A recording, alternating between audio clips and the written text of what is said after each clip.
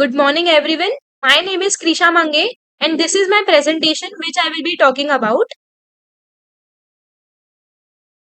Today, we are exploring two profound concepts from the Bhagavad Gita that are as relevant today as they were thousands of years ago. Atma, the true self, and Swadharma, our personal duty. These are not just ancient ideas, they offer a blueprint for finding peace and purpose in our fast paced modern world. So, let's dive in. The concept of Atma, the true self. In the Gita, Atma refers to our true self, the eternal, unchanging essence within us. In chapter 2, verse 20, Lord Krishna says, "For the soul, there is neither birth nor death at any time." Krishna is telling us that our Atma, the soul, is beyond the physical body. It does not age, it does not decay, and it certainly does not die when the body persists. It is eternal, pure, and indestructible. Now think about that. What would it feel like to live with the understanding that your true self is beyond all the ups and downs, the success and failures? Imagine living without fear of failure or attachment to success. Sounds peaceful, right? That's what the realization of Atma offers. A deep inner peace that comes from knowing you are not defined by the external circumstances. You are beyond them.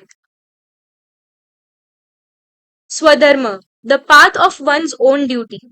Let's move to the second concept, Swadharma, our personal duty. Krishna speaks of this in chapter 3, verse 35, saying, "It is better to do one's own duty imperfectly than to do another's perfectly."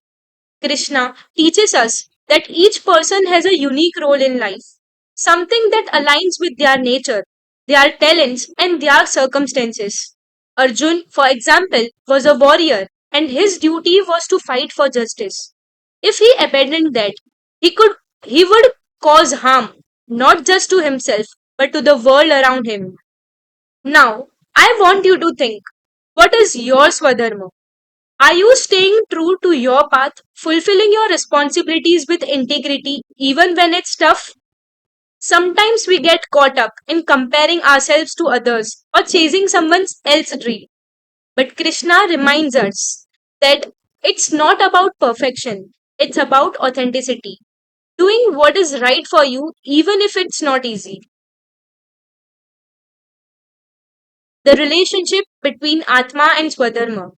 Now, here's where it gets really powerful. The Gita ties these two ideas together. Krishna says that when we realize our Atma, our true self, we can perform our duties with a sense of selflessness, without attachment to the results.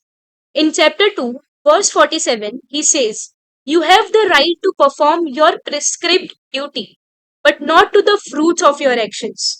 This is where selfless actions come into play. It's about doing what you are meant to do, not for the reward or recognition, but because it's your duty and it's right. Imagine living every day like that, where your actions are offering to something greater than yourself. That's where the true fulfillment lies. How does that feel to think about?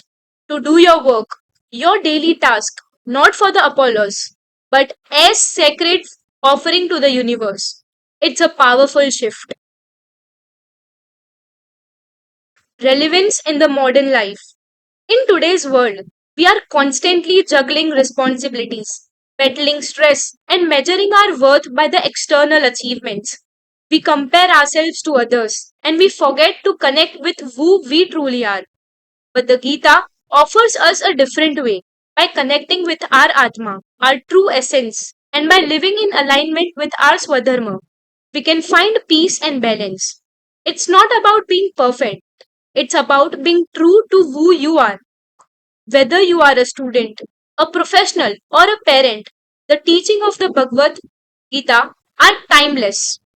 When you live with integrity, when you honor your own path, you will find a sense of fulfillment that no external achievements can provide.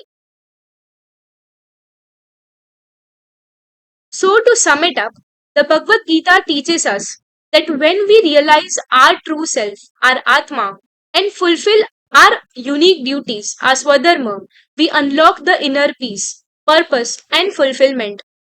By transcending fear, ego, attachment to outcomes, we can live more authentically, more peacefully. The journey towards knowing your Atma and honoring your Swadharma is not just a spiritual practice, it is a way of life that leads to lasting contentment. So I leave you with this question: how can you live today knowing that your actions are offering to something greater than yourself? Thank you.